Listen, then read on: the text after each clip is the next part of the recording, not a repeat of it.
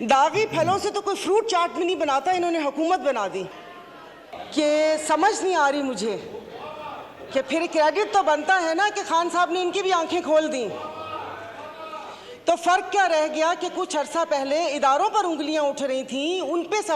السلام علیکم ناظرین، اگر ہم بات کریں آج کی اس ویڈیو کی تو آج کی اس ویڈیو کے اندر دیکھا جا سکتا ہے کہ سہرا بانو نے اسمبلی کے اندر شہباز شریف صاحب کی اور مسلم لیگ نون کی اینٹ سے اینٹ بچا دی۔ اسی کے ساتھ ساتھ انہوں نے بڑے اہم انکشاف بھی کیے اور ایسی تقریر کی کہ آپ دیکھ کے خود حیران ہو جائے کہ اسمبلی کو ایک دفعہ ہلا کر رکھ دیا۔ آئیے پہلے سہرا بانو کی یہ مکمل گفتگو سنتے ہیں، پھر اس کے بعد آپ سے بات کرتے ہیں۔ سوالات اٹھ رہے تھے، آج یہ عدلیہ پر انگلیاں اٹھا رہے ہیں۔ تو ون مین شو تو 75 سالوں سے اس ملک میں، اور اگر تھوڑا لائٹر موڈ میں بات کروں تو اتنے سارے لوگ ون مین شو پرفیوم بھی لگاتے ہوں گے، کیا پارٹی میں ون مین شو نہیں ہوتا؟ تو پوچھنا مجھے میرے 2-3 سوالات ہیں، پوچھنا یہ تھا کہ یہ ون مین شو کہ نہیں ہوگا، کیا یہ صرف عدلیہ کی حد تک ہوگا یا اس کا اطلاق باقی اداروں پر بھی ہوگا؟ یعنی کہ آپ حالات اس نہج تک لے کر جا رہے ہیں کہ نعوذ باللہ پھر چیف آف آرمی اسٹاف بھی نہ ہو، سارے جنرل چیف ہوں، ایک ان کا فیصلہ نہیں ہوگا۔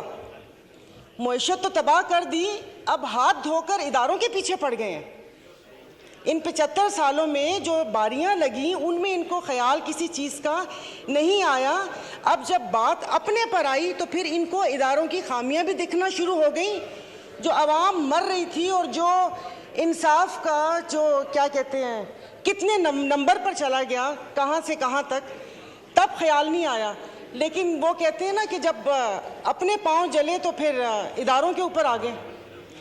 اور اس وقت سے مجھے صرف ایک بات پوچھنی ہے کہ یہ جو ایوان ہے یہ عوام کا ایوان ہے یا ان کے مسائل حل کرنے کی جگہ ہے؟ یہ کل بھی جب یہ سپیچ ہوئی تھی، آپ نے جوائنٹ سیشن بلایا تھا، میں نے کہا شاید اس بابرکت مہینے میں جو عوام سحر و افطار کی لذتوں سے محروم ہے، اس مہنگائی میں پس رہی ہے، شاید اس کی بات ہوگی، لیکن وہ لگ رہا ہے جیسے کوئی گھسی پٹی کیسٹ واپس سے لگا دی، اور مطلب جیسے ہم اس ملک کے شہری نہیں ہیں یا یادداشت کمزور ہے کہ جو ہمیں پتہ نہ ہو کہ یہاں پر توشہ خانہ کو تو ذکر ہوا لیکن ہار کا ذکر کرنا بھول گئے۔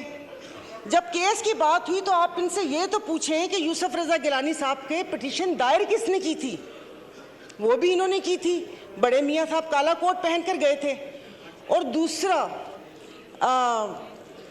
ہنسی بھی آ رہی تھی اور ترس بھی آ رہا تھا کہ انہوں نے ایک بات کی کہ اللہ پاک ہماری آسانیاں دور کرے، پیچھے بیٹھے ہوئے پٹواری نہیں سمجھیے گا، پنکھے فین، انہوں نے کہا آمین، سنا ہی نہیں کہ اللہ پاک آسانیاں دور کرے۔ اور دوسرا آپ نے صالح محمد کو بولا تشریف رکھیں، پی ایم صاحب بیٹھ گئے، تو کتنے معصوم ہیں۔ تو یہاں پر کوئی ایوان پہ عوام کی بات کرنی چاہیے۔ اسپیکر صاحب مطلب چیزیں ہاتھ سے جب پھسل جائیں گی تو پھر یہ نقصان پاکستان کا ہوگا۔ یہاں پر میرے یہ اس طرف بیٹھے والوں کو یہ خوف تھا، جس کا وقتاً فوقتاً اظہار بھی کیا گیا کہ وہ آ گئے تو ان کو نہیں چھوڑیں گے۔ ادھر یہ خوف تھا کہ اگر میں عدالت چلا گیا تو یہ مجھے جیل چلا گیا تو یہ مجھے مار دیں گے۔ تو اس خوف میں تو غلط فیصلے ہوتے ہیں۔ بہت سال پہلے کہا تھا ہم ادھر تم ادھر، اور آج کہہ رہے ہیں یا ہم یا تم، یہ تو ان کے بقا کی جنگ ہے۔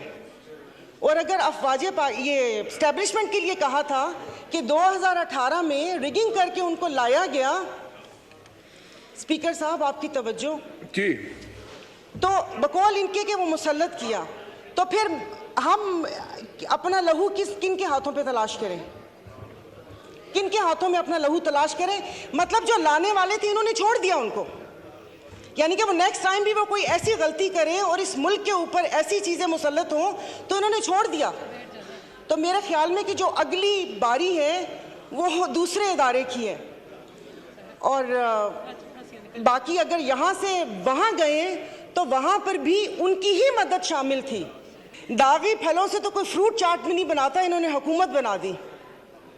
تو ان کی کسی بات کے اوپر کوئی بل کوئی چیز ہماری مخالفت ہے، मैं इस चीज़ को नहीं करूंगी, भले वो किसी की इज्जत और तकरीम का बिल आए या ये बिल आए। और दूसरी बात स्पीकर साहब, यहाँ पर असेंबली ही पूरी नहीं है, आपकी 228 की स्ट्रेंथ ही नहीं है, तो कानून साजी कैसे होगी?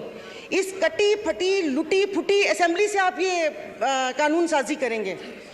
तो बाकी बस ये कि एक्सपंज बहुत सारी चीज़ें करने वाली थी जो नहीं हुई, ये पूरे के पूरी असेंबली को एक्सपंज कर देना चाहिए जो यहाँ पर बैठे हुए हैं। तो मैं इसकी मुखालफत करती हूँ, मेरी प्लीज़ पूरी बात सुन लीजिएगा। मैं बहुत देर से बैठी हुई थी, ये सब लोग अपनी नींद वींद पूरी करके इफ्तार करके आए हैं, हम लोग यहाँ पर बैठे हुए थे अपनी बारी का इंतज़ार करने के। खुदारा कि उस पर ना वो करें। अब एक शेर बनता है डस्के पे, सुना दूंगी। तो वो देखिए, तो ये ना करें कि चीज़ें हमारे हाथ से फिसल जाएं, अदलिया हो या अफवाज पाकिस्तान हो, हमारे लिए मोहतरम है। जब यहाँ पर सवाल उठना शुरू हो जाएंगे, वो पंजाबी का शेर है ना कि जितना ते हारना दो अलग शैवा, ए दुखिया नाल साडे यक्के ते ना मारो। जी तो नाज़रीन, जैसा कि आपने सायरा बानो की मुकम्मल गुफ्तगू सुनी, इसी के साथ साथ कुछ मजीद खबरें भी आपके साथ शेयर करते चले। मुल्क में बिजली सार्फिन की ओवर बिलिंग पर मुलव्वस अफराद के लिए 3 साल की सजा का बिल मंजूर कर लिया गया। जी तो नाज़रीन, अगर हम बात करें इस बिल की, तो इस बिल का फायदा ये होने वाला है कि जो गरीब आवाम बिजली के ओवर बिलों की वजह से काफी ज्यादा परेशान थी, कि मतलब जो वापडा के अफसरान थे बड़े बड़े, वो ओवर बिलिंग करते थे, बिला वजह गरीबों के ऊपर एक मतलब एक्स्ट्रा बर्डन जो वो डाला जाता था। अब उसको कंट्रोल करने के लिए एक बिल पास किया गया। अगर किसी को ओवर बिलिंग होती है तो उसके मुतल्लिक बड़ा अहम फैसला आया है कि उसको 3 साल की सजा हो सकती है, जिसकी इंक्वायरी अब FIA नहीं बल्कि नेपरा करेगी। इसी के साथ साथ मजीद अगर हम बात करें साबिक निगरान वज़ीर इनवार अल्लाह काकड़ की, तो इनवार अल्लाह काकड़ ने कहा है कि गंदम बिलों ने मुल्क से मंगवाने के लिए मामले पर कोई करप्शन नहीं हुई। हमारे इकदाम की वजह से महंगाई कम हुई, गरीब को रोटी सस्ती मिली तो मुझे गाली दी जा रही है। कुत्ते की खुराक बाहर से मंगवाने के लिए डॉलर खर्च करने पर किसी को कोई इतराज नहीं है, मगर गरीब आवाम को रोटी खिलाने के लिए या उसके लिए गंदम मंगवाने के लिए सबको तकलीफ हो रही है। तो नाज़रीन, ये थोड़ी सी सियासी सूरत है जो आपके साथ डिस्कस की। उम्मीद आज की वीडियो आपको बहुत ज्यादा पसंद आई होगी। मिलते हैं किसी नेक्स्ट मजेदार वीडियो में। Take care yourself, bye bye.